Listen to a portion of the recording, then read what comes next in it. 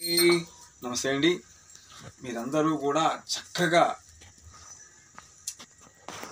పదే పదే నేను ఎందుకు చెప్తున్నానంటే, మా గురువు గారు ఇచ్చిన ఆజ్ఞ, నువ్వు నా దగ్గర అభ్యాసానం అంటే నేను అతని దగ్గర విద్య అప్పు చెప్తున్నప్పుడు ఏం చెప్తారంటే,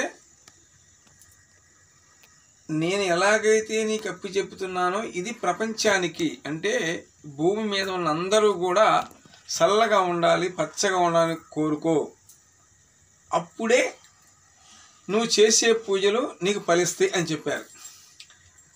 ఏంటంటా అనుకున్నా నేను, సరేలే అనుకున్నా. తర్వాత ఏం చెప్పారంటే ఆయన,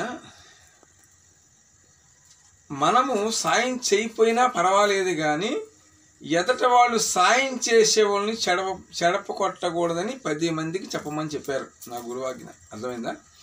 అలాగే ఇవాళ ఏంటంటే అండి, మీరు ఒక కూరగాయల వ్యాపారం పెట్టారు, లేకపోతే పళ్ళ వ్యాపారం పెట్టారు, ఎవరికో కన్ను కుట్టింది, అబ్బా ఇదేదో ఒక చెయ్యాలి, వీళ్ళని నాశనం చెయ్యాలి అనేది ఇవాళ సమాజంలో ఎక్కువైపోయింది. అది తెలుసా?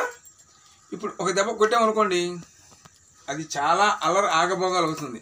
కాకుండా ఏదో చేయాల్సిన పని చేసేస్తే నాశనానికి, అది దైవశక్తి ఎంత ఇదిగా అయితే ఉందో శుద్ర శక్తి అంతకు అంత ఉంది. ఇంకా అర్థమైందా? భగవంతుడా ఒక్క వరం ఇస్తాడు, శుద్ర శక్తులు మన ఎమ్మటే అలుముకుంటాయి అన్నమాట.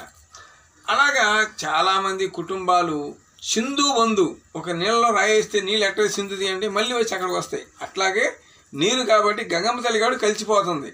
మనం అక్కడ కలవలేము. ఎందుకు తెలుసా? మనలో ఉన్న మంచితనం కొంత కాపాడుద్ది, మనం చేసుకున్న దైవశక్తి కొంత కాపాడుద్ది. అలాగే ప్రతి ఒక్కరూ కూడా మీరు నేను చెప్పే విధంగా చక్కగా పూజన చేసుకోండి, లేకపోతే నమాజన్నా చేసుకోండి. మేము ముస్లిమ్స్ అంటారు, నమాజ్ చేసుకుని ఖురాన్ చదువుకొని చక్కగా వెళ్ళండి, ఎక్కడ కావాలని అక్కడికి వెళ్ళిపోండి.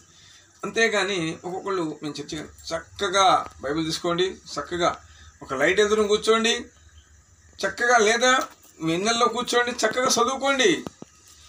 మనము పెట్టుకున్నది, ఇప్పుడు నా పేరు దానయ్య, మా అబ్బాయి పేరు భరత్, మా ఆవిడ పేరు స్వాతి, మా నాన్నగారి పేరు ఏదో ఎల్లయ్య పుల్లయ్య ఉంటుంది. అట్లాగే మనిషి ఒక్కడే పేరు చూసి ఎన్ని పేర్లు ఉన్నాయో ఒకసారి ఆలోచించారా? అలాగే ప్రతి ఒక్కరు కూడా నేను మీ కుటుంబాలంతా కూడా చల్లగా ఉండాలి, పచ్చగా ఉండాలి, మీ కొడుకు కోళ్ళు మనసాంతో బామ్మలతో కూడా చల్లగా ఉండాలని కోరుకుంటున్నాను. ప్రతి ఒక్కరు కూడా నేను చెప్పేది ఏంటంటే, భూమి మీద ఉన్న వారికి గ్రామం పేరుని కూడా చెప్తున్నాను, జాగ్రత్తగా నడుచుకోండి.